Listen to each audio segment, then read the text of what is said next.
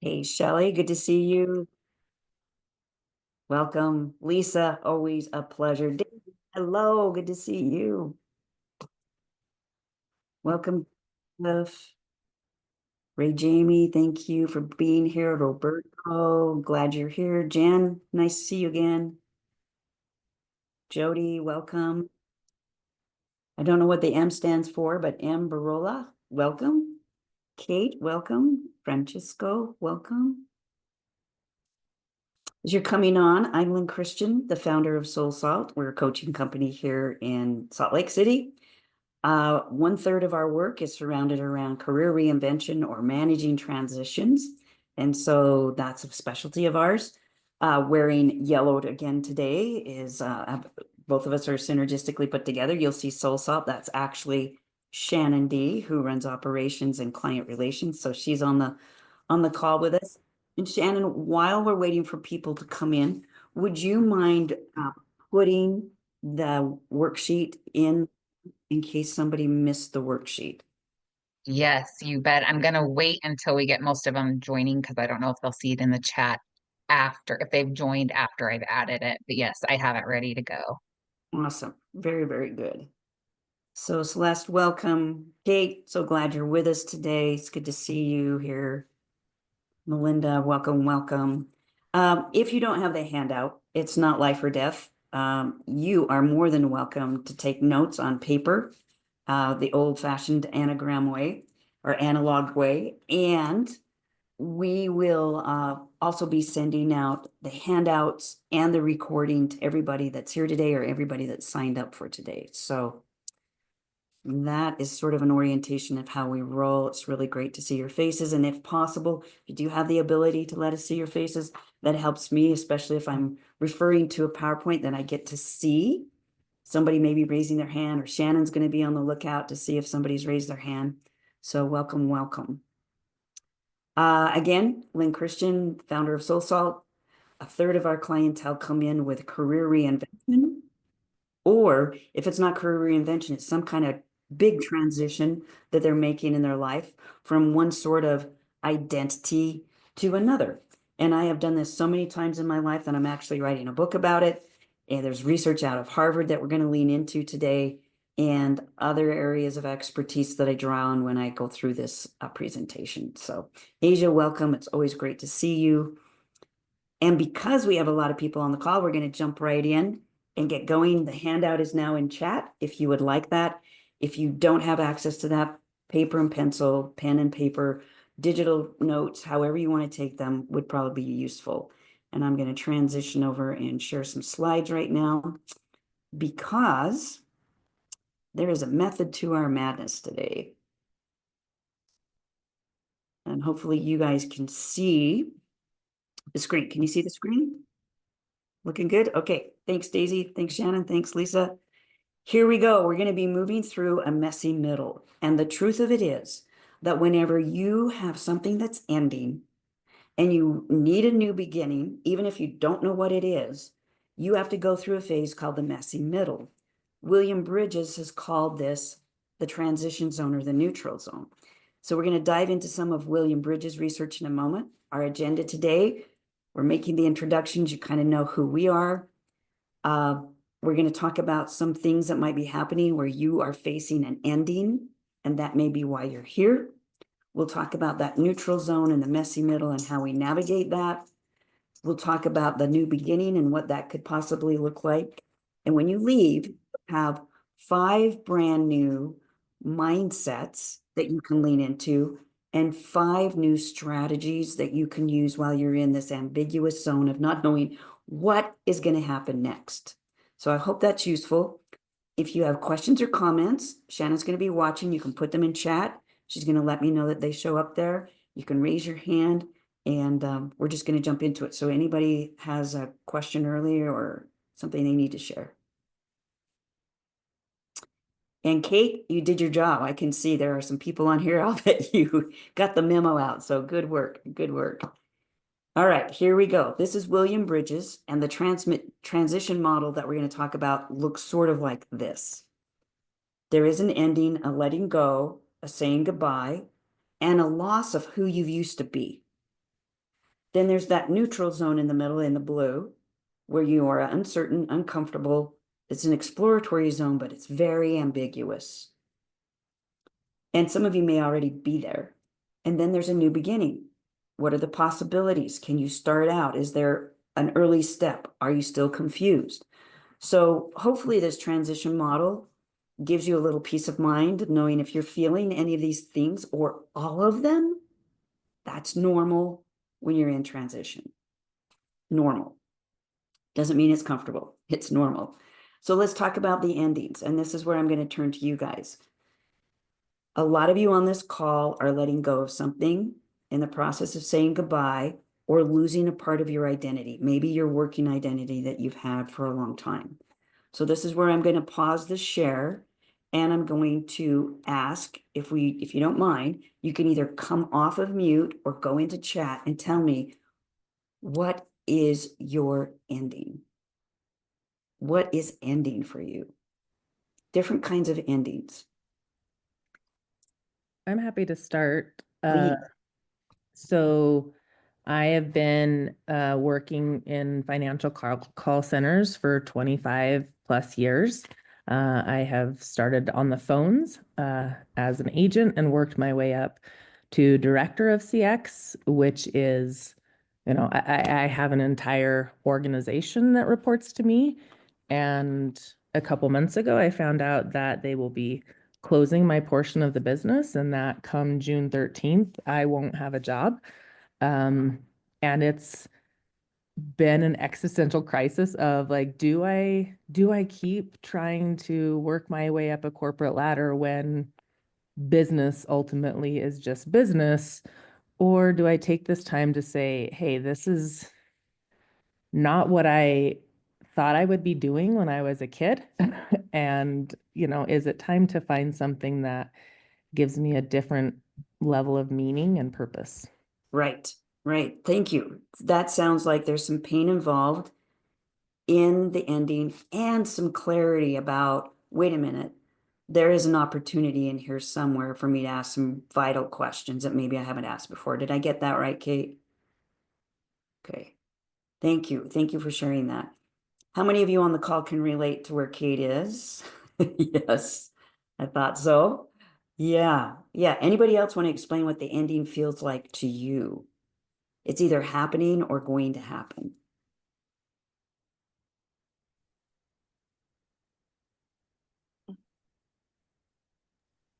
I can say, for me, I actually work with Kate, so we're going through a pretty similar situation. For me, it's just a lot of like uncertainty. Like, is this actually the end? Is this actually, do I want to keep going down this path that I'm going down? Or do I want to change what I'm going down? Am I happy what I'm doing with what I'm doing? Am I fulfilled or unfulfilled? And it's a lot of uncertainty. Yeah, a lot of uncertainty. Thank you. Yeah, and some of that uncertainty is unsettling, I would imagine. Here's one on the call. Caring for an aging father for a decade who has had Alzheimer's, who passed away in September. Wow, so you had a hard stop, a hard end. Yep. And giving that care to someone that it's close to you, I can imagine that has really changed. And what's the name? I think I just got it. Melinda. Thank you, Melinda. Thank you, thank you. So now I'm going to go to sharing a drawing here, and then we're going to get back to the presentation, because the presentation is where the bulk of what we're going to spend our time on today is. But can you see my screen? Okay, so I'm going to take the transition model and have you guys anchor in. The ending is when you absolutely know you can't keep going forward as is. Something has to shift. So this is the ending. The beginning looks something like this. And it opens up a new future. My scribbles are really random, so I hope you can read my writing. And then this is the neutral zone or the messy middle. So what it looks like right now is if you're standing here facing an ending or having experienced it, you go through the day, maybe most of the day you're feeling the ending, and that's where the confusion is because you can't attach yourself to what used to be. Then some part of the day, there is this numb, nebulous, I don't know where I am, untethered. I don't know what it is up and what's down. I just don't know. That's the neutral zone, how that can feel, numb, or I just don't know. And then the beginning could be here where I've heard both of the Kates talk about, could there be something next? Could there be something next? Could there be another company that needs my exact skill set and I can plug into? Do I even want that? Or is there something else that's been knocking on my shoulder saying, hey, like Jiminy Cricket, there is something else you could do? So that's what the beginning feels like. Does that make sense for everybody? Okay. In order to get to the new beginning, we have to get through this neutral zone. So when you're in the neutral zone, and most of what you feel is the neutral zone, is what we're going to address today. And some of you are having varying degrees of that. So take a moment right now and kind of sense, where am I? Am I more in the ending? Am I closer to the next beginning, or I'm more in the neutral zone? And I'd invite you to all go to chat and kind of give us a sense of where you are right now, mostly. Neutral zone, ending, beginning.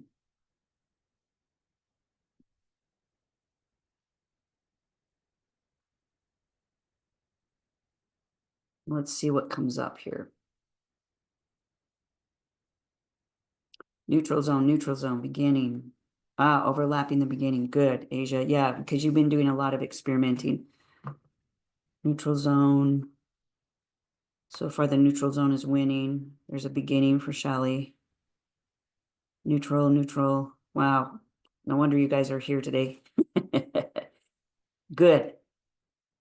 Neutral to decide. Yeah. Ending, overlapping, neutral. That's right, Melinda. Neutral in the end. Okay. Good to know. Good to know. All right. Let's go into those mindsets and those strategies. So let me share again here.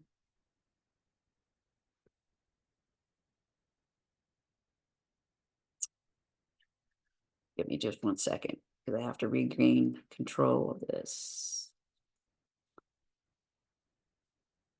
All right, you guys can see the PowerPoint again. All right. We talked about these 3 zones. Let's get into the 5 mindsets. Here's the first one. Staying grounded during this time when you don't have the past to keep going. That's where your habits were. You get up, you go to work, you know what you're doing. You don't have that. You don't have the future laid out like that so that you can have a new get up, get going, you know what you're doing. So you're going to have a lot of feelings, and this is a time to stay grounded in validating what you're feeling.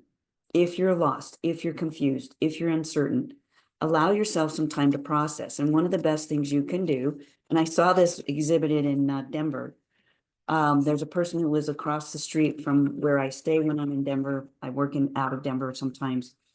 And they put up a smiley face or a frowny face in different colors and different expressions every day in their window to explain to themselves in the world where they are. This is an emotion wheel. And Shannon will put a link to one of these, but you can find these if you look at emotion wheel and you Google it and go to images. One of the things you can do is get up every day and acknowledge, what am I feeling? Allow yourself to ask yourself, how come I'm feeling it and why is it okay? So stay grounded in acknowledging and validating your feelings. You're having them for a reason. They're not silly. And until you acknowledge them, you're not going to be able to move forward.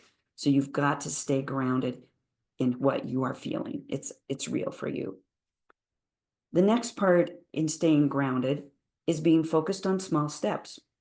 So if you have some large goals, and this is a step today, you give yourself credit today for being here. You want to get to something new? All right, you attended a webinar today. That's a small step. That's manageable. That helps us stop feeling overwhelmed.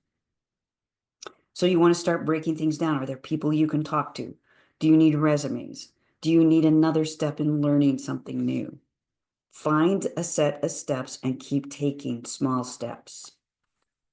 Another one is embracing the unknown. View this messy middle as a time to experiment and explore, not just to be untethered, but some of you guys are really asking the right questions. Like Kate, I'm hearing you say, is there something else? Could I be valued somewhere else? Do I have a contribution somewhere else? Is there more purpose somewhere else? This is a time for you to try that. And when I talk about experiment and exploration, I have a whole system for creating micro experiments around interests and getting out there and trying some things. So that's one way to stay grounded. Embrace the unknown by exploring and experimenting. Practice self-compassion. You've got to be kind to yourself. You've got to be a little more gracious and recognize you've got to eat good food. You need to sleep. You need to drink water. You need to walk or meditate. Whatever you're doing, stay grounded with self-care, because if you're not taking care of yourself, you may miss opportunities and you may also spiral downward, because there's a lot of emotion that can carry you away into silos of thought that don't serve you. And then reassess your goals. This is a time to ask yourself, what do I really want from life? And I'll give you an exercise that comes out of my book. In fact, Shannon, you can put this in the chat. My book, Soul Salt, is a personal field guide to confidence, purpose, and fulfillment. Inside of it are 8 exercises that immediately put you back in touch with authentic leadership. Who you are, how you show up in the world, why you show up in the world, and how you can lead your life forward. And they are great things to know when you have to reinvent. Anybody who works with me on a reinvention coaching process gets the book, goes through it. The 8 exercises show you how to reassess your goals. The reason I'm bringing it up is on chapter 7, I believe, no, chapter 8, I ask you to look at a possibility practice.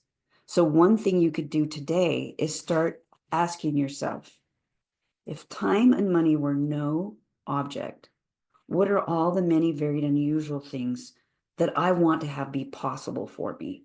Everything from travel to relationships, to goals, to dreams, to heartfelt desires. I have a little Scotty dog that's sitting underneath my desk napping right now. He was on my possibility list in 2018 because I wanted to raise a Scotty dog from puppy and have him be my companion. And here he is today. He was just something that I was like, I don't know why I've always been drawn to Scotty dogs. And now I have one. So having a possibility list, I have a former client who now runs a small business here in Salt Lake, who saw another person doing something and decided that's what she wanted to do. It took 10 years, but it was on her possibility list.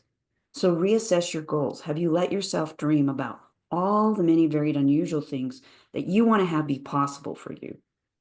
And the idea is in 30 days, see if you can get to 100. And if we work together in the future, we'll narrow those down. But that's one way to start opening your prefrontal cortex and your heart to possibilities and not get stuck in fear. So I'm going to pause for just a minute and see, are there any questions? Shannon, something showed up in the chat. Do you have any questions? Anybody raising their hand?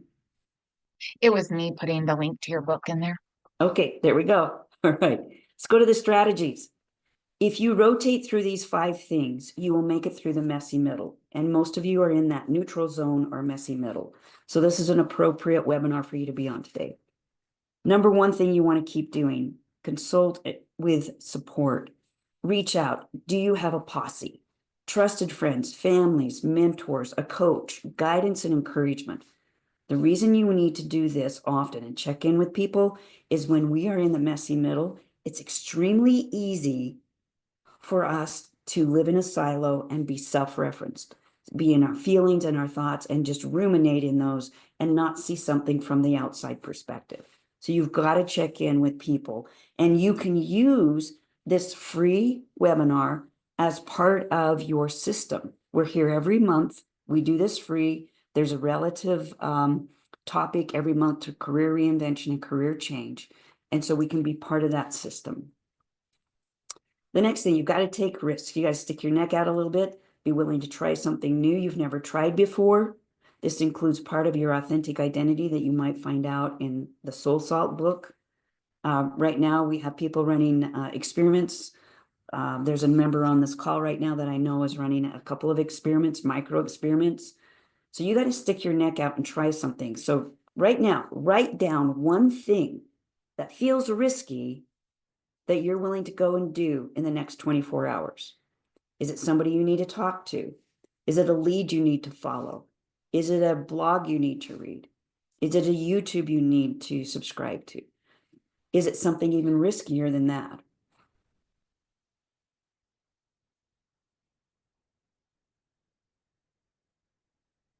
Next strategy, stay creative, be creative.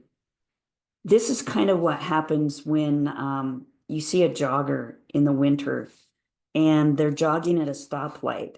And you're like, why are they moving? They're trying to keep the juices going. They're trying to keep their body warm so that when the light turns from red to green, they can move out.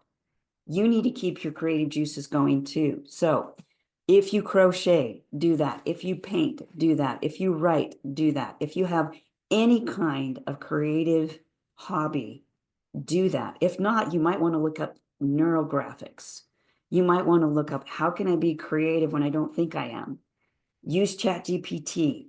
If you are creative, what happens is you start thinking from different parts of your brain where ideas will come to you about the next step. And I know this because there was a little bit of a crisis last year in our company where we needed to figure out a problem. And I went running up the mountainside, the foothills here in Salt Lake. And the idea came to me about 35 minutes into the run after I'd cleared my head and I was trying to be creative and listen to some creative podcasts. And an idea hit me and came back and shared that with the team. And we used that and solved a problem. So this works. Stay creative. You never know when the next thing you need comes through a creative, inspirational bolt of lightning. Learn new things. This is like having an intravenous vein plugged in. You get fed vitamin C or whatever you're getting fed.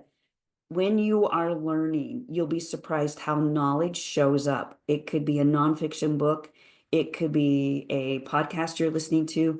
And the thing you need to hear for either the mindset that you need next or the next step shows up because you are learning. You've got a learning track. So is there a book that you can keep reading? Can you keep coming to this webinar? Can you subscribe to another podcast? Keep learning. You never know when the knowledge you need shows up. But if you're learning, it will show up in that intravenous vein that you've got open there. And this one, persist. Don't give up. Keep going. One step at a time is all you need to take. But if you stop in the middle, this is the trouble with the messy middle or the neutral zone. If you stop and you push pause, and then you decide 3 months later to come back, sometimes you have to start over again. So if you can keep going, just moving one little checker down the checkerboard or one little chess piece down the chess piece board every day, or at least 3 times a week, the more you persist, the more you will get to where you're trying to get. So this is what we've covered. A little bit of introductions of who Shannon and I are, a little bit of discussion of the endings, what the messy middle is, kind of what the new beginning can look like, 5 mindsets, 5 strategies. And so now I'm going to just get out of sharing and see what questions you have. How can we support you? What's working because of you attending today? What are you picking up on? What do you want to share?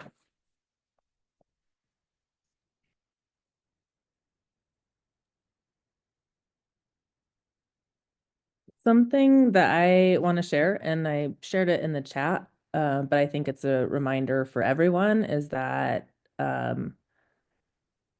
it's not our job to know what other people's bandwidth is. And so with your support system, you should ask for the support you need. And if they can't provide it, it's on them to tell you that they can't provide it.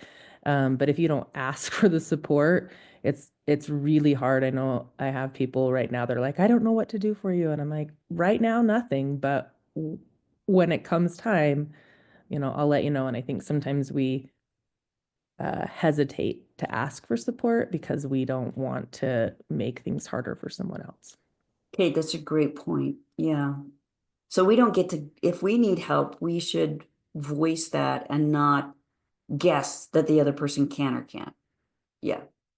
Own what's ours. I really love that. Yes, Lisa. Sorry, I had to unmute. I just wanted to note that I think the thing that resonates the most with me and that kind of what I'm going through is making sure to focus on the small steps and then persist in taking the steps, because I think that's what's helped me when I'm feeling very untethered, is actually just doing something. And I thought that resonated with me. So Yeah, thank you. And you've been at this career reinvention for a while. And I think that's wisdom. Just do something. Just do something. Take action. Don't get stuck. Akbar, welcome from South London today. How are you? Hi, Lynn. Hi, Shannon. Hi, everyone. My question is about gut instincts. Now, there's a part of me that sometimes betrays it. Like, I have a gut feeling that I shouldn't apply for a particular position, but I still apply for it. And I might go into the interview, but I still, in the back of my mind, feel that it's not the might not be the most suitable role. I just want to know what you think. Is it important to honor your gut instincts, or sort of if you're unsure about it, to sort of trust it more? That's my question. Thank you. Yes, I know. Yes, and yes. And Shannon, would you put my TEDx talk in the notes? I talk about the wisdom of our three brains, our head, heart, and gut, because neuroscience now tells us we have complex neural networks, like 40,000 neurons in our heart, in the organ of our heart. We have 500 million in our gut brain, which starts here and goes to our back door that we're familiar with in the restroom. And our head brain has 86 billion. So we have billions of neurons, thousands, and then millions. And so, Akbar, I'm glad you asked the question, because your gut is the thing that tells you take action or don't take action. It's a courage center. It's a deep identity center. And so if your gut is telling you to do something, trust that maybe it's not what you think. Maybe the head brain thinks that's not a good idea because I'm underqualified or overqualified, or I don't want that job. But your gut keeps talking to you. Well, honor that, because if you honor that, it may not be the job that was the focus. Maybe it was the person that you met or the process that you had to go through. Maybe the process required that you get a vitae, a CV, or a resume, and that set you up for the next thing. Or maybe there was an individual that you met, or individuals, and you started to join a reinvention co-op or something. You never know what you're going to get out of it. Don't let your head fool your gut. If your gut feels it, then ask your heart, hey, should we follow the gut? And maybe leave the head out of some of the decisions a little bit when you're in these situations, because the head will sometimes throw you in the back of the brain, where there's the limbic system and also the brainstem, and they're just trying to take care of you and keep you safe, where the heart and gut might be leading you to the next step. Does that help, Akbar? Yeah, it does. Thank you. Thanks for explaining that. Thank you. Yep. Anybody else? What are you finding useful? What can you do next? What would you like to share?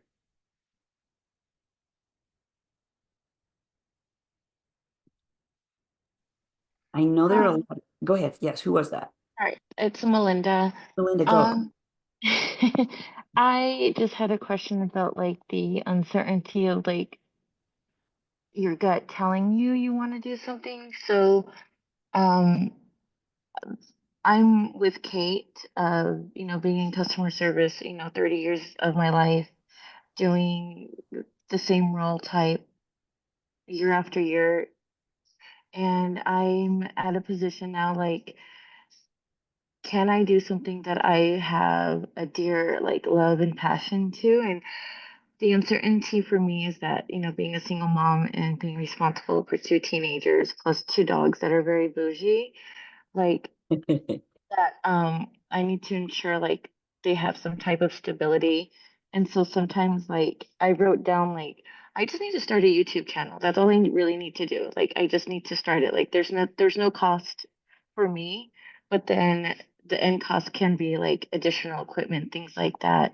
And I just for the life of me, I've been stuck at that for the past 5 years of my life, and I don't know how to be like to tell myself just do it, even though I have a platform and coworkers and friends that just say just do it.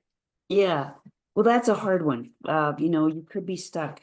So what if we reframe that a little bit? Could we, Melinda? Yeah. Okay, so I'm just gonna ask you some questions. You must have a good reason for why you're not doing it right now. What's the answer? I'm scared. Okay, of course you're scared. What about this scares you? Mm, I'm not gonna get any views or like someone like to come along my YouTube channel. Okay, that's valid, right? Like maybe you put something out there, there are no views, or at worst, you get a negative comment. Is that right? Yes. Okay, why would no views and a negative comment stop you? I would feel defeated in a way. Yeah. And how do you define defeat? Um, not someone not being able to see the happiness that I feel with what I do. Okay. What would you describe as a win? The win would be they enjoyed the video and it makes them go cook the exact same thing that I just did. Ah, okay. So a win would be how many people need to do that for you to have a win? Win would be somebody takes your advice or whatever you shared and they use it, right? Mm-hmm. How many people do you need for a win? Just one. Okay. All right. So here's the challenge. You don't have to go, you don't have to set up this big target and then start throwing all of your arrows at it as, for your whole life. What if you just go out and get that one person to follow a recipe? What would happen if that's your next step?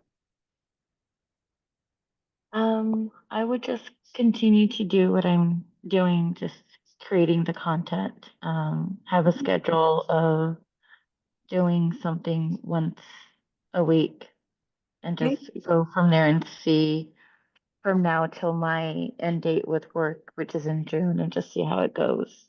Okay. So it sounds like you have a side hustle with a YouTube. Yes. So it's like, do you have any motivation to keep going and let that just be fun and a hobby?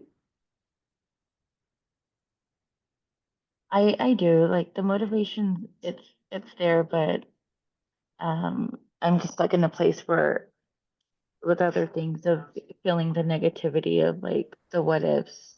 Mm-hmm, And mm-hmm. that's something that I've been working on, you know, on the side, but I feel like once if I can just get to that one video and just go from there, like I know that I can do it, but I don't know. Maybe I just needed this to be like just go and do it. Like this is my little epiphany of like, hey, it's not gonna hurt me. It shouldn't Right. hurt me. And I do love what I do. I do. Yeah. So it sounds like you have three things going on. One, you're ending the work because you're going to work every day and you're doing your job and you're not letting people down. You're doing what you need to. You get that paycheck that you need to. That's happening, right? Mhm. Okay. And then at the same time, you're attending something like this because you know there's a new future. So you're trying to figure that out. And you have this side hustle that if we take the pressure off, that has to be your mode of earning a living and it can just stay fun.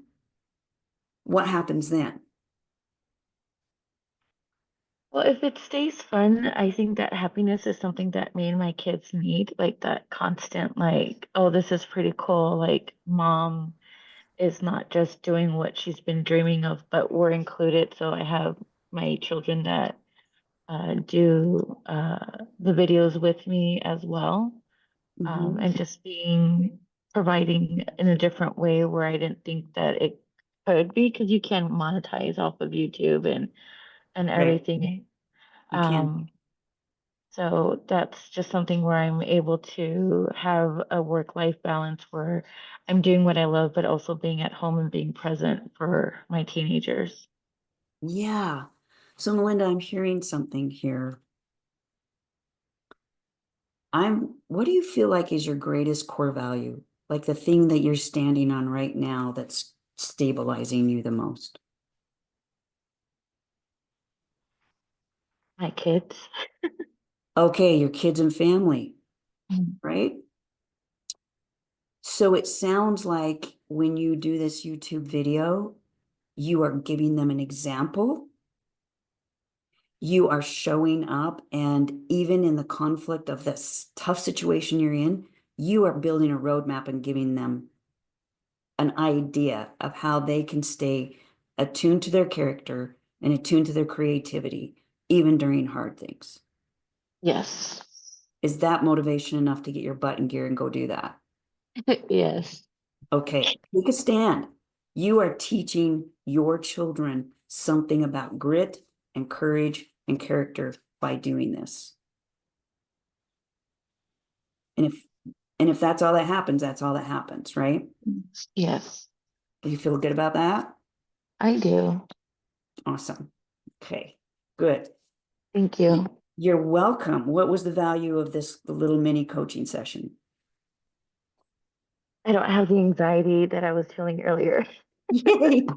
And you can probably take action now when you're not anxious. When we're anxious and we're in the back of our brain, that's why I gave you 5 mindsets today and 5 strategies to give you something new to focus on. Because if you focus on these 10 things that we gave you today, they will help lead you out of where anxiety, worry, stress live. If you're in that cortisone, you can't function at your best, and you need to function at your best to do the things you guys are going to need to do. The other thing, yeah, thank you. Thank you. Thank you, everybody, for being here today. The one thing I would say is, Kate, since you brought a lot of people with you, if we want to have an off conversation, we could, because maybe there are people in the group that would like to say, hey, I want to do this, but I want to do it more in a concerted effort. I can come to the free webinar, but if there's something where, well, we can meet you where your needs are and we do a group coaching something or another, we might be able to put something together. So just know that. Anybody on the call that's interested in that, let Shannon know. Just send her a note, say, yeah, I'd be interested in that. Any parting questions or thoughts from you today? I wanted to add something, just because Kate, you've got a big group. I don't know if everybody registered for the call or if you just shared the link with them yesterday, but so that they can get the tools and the resources and then this recording as well. I'll put the link for them to register. If they'll just register real quick once we hang up, then they'll get these invites monthly as well as the follow-up from today. Good. That's great. Yeah, thanks for thinking that through, Shannon, logistically, so that we get everybody the information from today. Yeah. Okay. Yes, Shelley. Hi. Hi. I've been being quiet because I'm nervous, but I live here in Salt Lake City. I moved here 2 years ago for my boyfriend, and prior to that, I had a co-working space in Las Vegas for women called Bloom, which was my dream job. I invested in it. I self-funded it. I had over 100 members. It was beautiful. It was, co-creating, and I spent most of my career surrounded by men. I was in the military, I was in the corporate world and wireless, and I was in the music industry. So that for me was, I want to create a space for women. And I like to say, and I do not mean to offend anyone, but it is like my greatest desire that all women have the same amount of confidence as the most mediocre fucking guy I've ever met. So that was my dream. After COVID, it shut down and I just lost all my revenue. Women got hit the hardest in COVID. So here I am living in a city where I don't have the community. Like really the only person I know is my boyfriend. Sometimes I feel like I moved to the seat of the patriarchy. And again, I don't mean to offend anyone. And I'm just like trying to find my people. I want to be a coach for women. Like I'm listening to Melinda going, woman, do like you can do this. Like she's questioning, and I've seen it so many times, and you see all these guys that are outdoing the thing and not questioning whether, they're going to get likes or not. And so my question to you is like, how specifically, I really sought you out on Instagram, and I've been following, I think I Googled you to find you originally, but how, if we want to work specifically with you or with Soul Salt, how do we do that? Yes. So the first thing you can do is send Shannon a note, and she'll send you an intake form. And then the first thing we do is have a free discovery call. It takes about 15 or 20 minutes, and I dig in. Kate went through one of these yesterday, and that's how she showed up here. And we find out if we're a fit. And then we find out what your budget is like. We find out what your needs are, and then we customize a proposal for you. So yes, that is, so thank you for asking that, Shelley. And thank you for sharing, because we've been watching your journey, because you've been transparent with us and told us about what we're doing that's influenced you, and how you're living your life is so courageous. It really is. And the one thing I haven't seen diminish in you, even though these are tough times and you've gone through some hard times, your spirit is still shining. Like you're showing up authentically. Your values are still in play. The energy that you like to bring, your personality, the things that are vitalize you, you're staying true to that. And I just want to let you know, I've seen that over the months, and that's really unusual. So keep up part of that. So yes, that would be the next step. And thank you for asking that question. Yeah. Thank you. Thank you. That's the next step for us. We are so glad you're here. So please feel like you can come next time if you want one of those free sessions. There's no obligation. I do that because it's not just me. Asia on the call is one of our coaches. We have a full coaching staff. If I'm not the right person, then there's somebody on our staff. If we're not the right people, we have an online program. Lisa's gone through that program, and we have something that's a DIY. So we do have options. So just know we're here. I have reinvented personally and professionally between 7 or 12 times, depending upon how you want to look at it. So I know this stuff like the back of my hand. It's not easy. It is worth it. And when you get to the other side, I will tell you, you can earn a living, and you can live your life by doing what inspires you. That's what I wanted a long time ago, when all I had was a teacher's degree. And I have been able to earn since then and raise 3 kids and a bougie dog along the way. So thank you for being with us today. We love that you're here. Use this as a resource. Daisy, we're so glad that you're here. We've known you for a while. So thank you for joining us today. Kate, thanks for rallying the troops. Jen, I know you're in the middle of your reinvention. Thank you for being here. Akbar from South London, thanks for always being part of our group. And Lisa, courage. Lisa's going to be on one of these calls in the future in May and talk about her story. So thank you, thank you, thank you. And Melinda, sorry for your loss. Glad you're here.